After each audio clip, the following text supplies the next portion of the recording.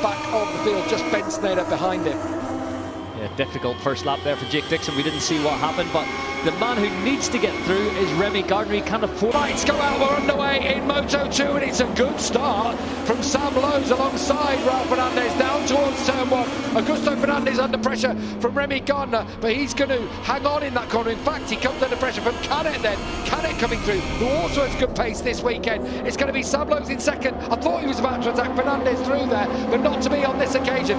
Fernandez leads from Sam Lowe's in second place. Here's Marco Bezzecchi from 8th on the grid, and he's already up to third. What a start for the Italian. Surely he's got to go wide. He does. Aaron Canet back through. A good start from him and up into third place. Remy, the big loser in that approach towards turn 4. So Remy thought about making that overtake on Sam Lowe's into turn 2.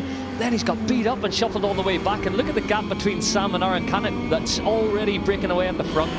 Yeah, Sam thought about going through there, didn't he, on Raul Fernandez, and he may well be in front. He did. Raul Fernandez was trying everything to stay in front on Sam Lowe's on the brakes, and he is going to come straight back at the Brit as they come through Tremonto for the first time. He is going to run it wide. Surely Sam has the drive out of here now, and Sam Lowe's takes lead in the San Marino Grand Prix. Like a home race for him. He lives just up on the rock of San Marino, about 20 minutes away. And Sam looks more controlled of the two. It looks like Raul's working hard here in this lap, really trying to stay at the head of the field, but Sam was able to pull it back, make that cut back, and you can see Raul's attacking through those fast running corners. Marco Bezzecchi means business early on. He really is pushing hard to get through on Aaron Canet, but it's Lowe's leading the way. Don't forget, Sam Lowe's led in Aragon, and Raul Fernandez came into it, went past, and then was able to pull away. This race has a long, long way to go, but after lap 1 in the San Marino Grand Prix, it's Sam Lowe's leading from Raul Fernandez in second place. Aaron Canet is in third. The championship leader, Remy Gardner, crosses the line in 6th.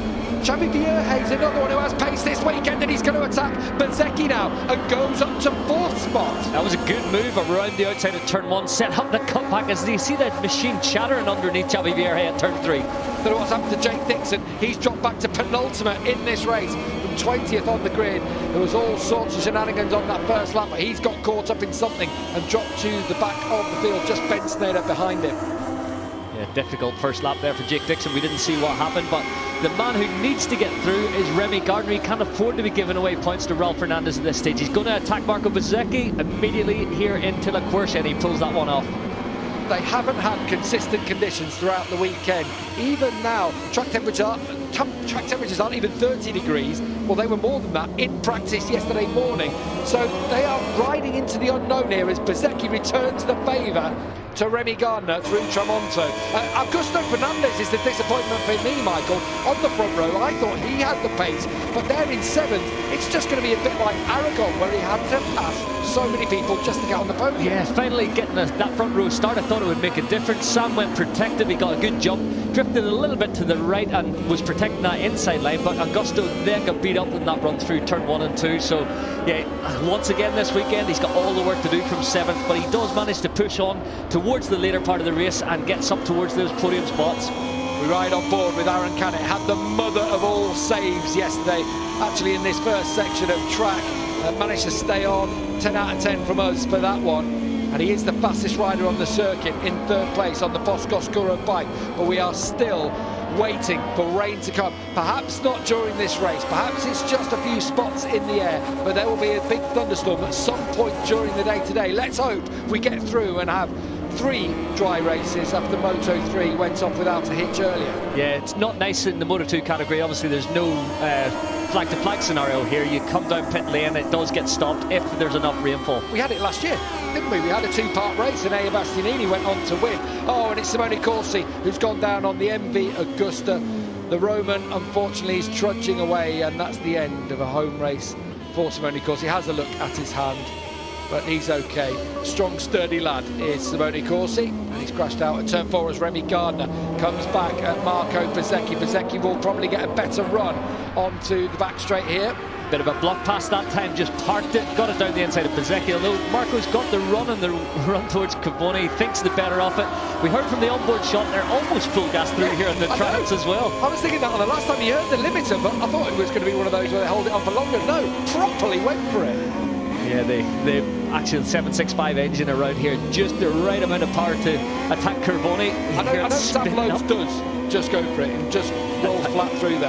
Full because he's made up time. through there. Of course, Sam Lowe's does that. That's Sam through and through, isn't it? But he does, and yesterday, that was the part of the track, actually, he was making up on the rest. And I think when you're battling Raul Fernandez here, it's in that section where he is going to be feeling it more, and the braking down into 14. Yeah, this is a physical track on that right arm. There's a lot of approach. Turn 1, also here turn 4, as you go down into that little bit of a dip, you're loading a lot onto that hand. Even into Tremondo, I think it's a long kind of hold the brake scenario, but those 3 fast rights, so you go through Carboni, then the approach all the way down to Caro, you're putting load through that right hand, through the brake, and trying to modulate that throttle. So I think we're different from Aragon. It is a physical racetrack, but specifically on that right hand, so I think Raul will feel it towards the end of this race. Yeah, he definitely said as much to Natalie, didn't he, in that interview that he did yesterday evening. Then he had a crash right on to his right hand. I know he pulled it in, as Neil spotted, he pulled it right into his chest, but you're dropping in that right hander right onto his right hand, and if nothing else, that'll have smarted. Yeah, you just see that approach towards Tremondo. The bikes are leaning a little bit to the right at about 15-20 degrees lean angle, so there's a lot of force through that right hand. So yeah, it is a physical track, and I think that's why also, as we see Xavi Vierge out onto the green paint, I was going to say that's why also Marc Marquez is struggling so much with the right arm around here, because the awkward nature of these turns. Here we come, Aaron Canet makes the move on Fernandez, and it is in that sector where you feel Fernandez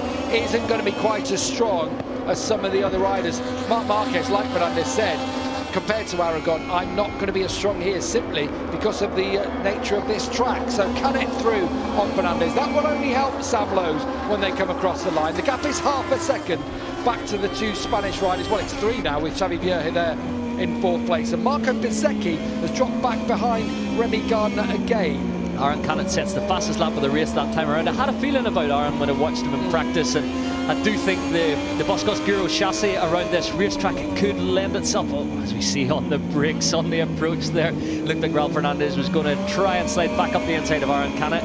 Even though Sam crossed the line with a half-second advantage, when you see the onboard camera, it's not a lot. You have that accordion effect in the braking zone.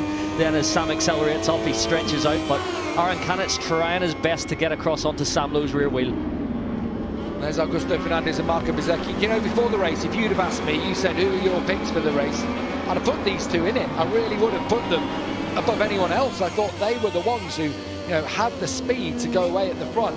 Hey, there is still a long way to go in this race. We've seen races earlier this season when there's been tricky conditions, like Portimao, where things do seesaw. But as it looks at the moment, Bezzecchi and Augusto Fernandez, he has been absolutely brilliant again.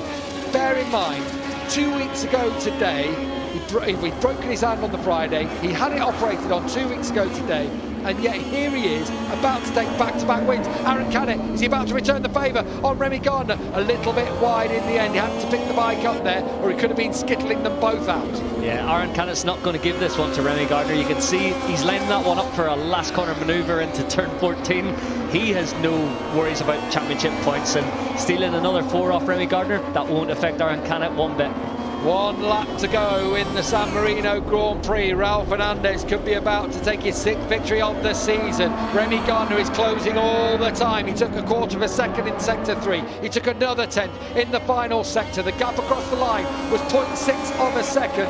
He was only 0.2 quicker on the previous lap, but remember, he had to make an overtaking manoeuvre. Is there a way for Remy Gardner to get through? Surely it's got to be at turn 14, because he is closing all the time here, the Australian. What a first sector from Remy Gardner. He's took, I think, about 3/10 out of. That's impressive stuff. So he's not giving up right to the very last corner here. He could catch Raul napping, so Raul would have crossed the line, seen that gap on his pit board that was about 3/4 of a second, and all of a sudden that's just been halved. This one could end in tears. It's a fine line between success and disaster in Moto2 as Remy Gardner closes in. Raul Fernandez there, a little bit wide coming into the back straight. He's almost riding a little bit defensively, and that's going to give Remy Gardner a shot here. He's closing in all the time as we come through turn 11. Moment. Front almost went for Remy Gardner. That's the race done. Is it going to be Aaron Canet who pounces? We thought it was going to be Gardner on Fernandez. His front tyre thought differently, and Canet does think about going through. Remy Gardner hangs on, however. It's going to be Raul Fernandez taking victory. Unless Aaron Canet can come up with something else, it's going to be Remy Gardner in second place. Final corner, surely not. It's not going to be For the 6th time this year, Raul Fernandez takes victory in Moto2 with Remy Gardner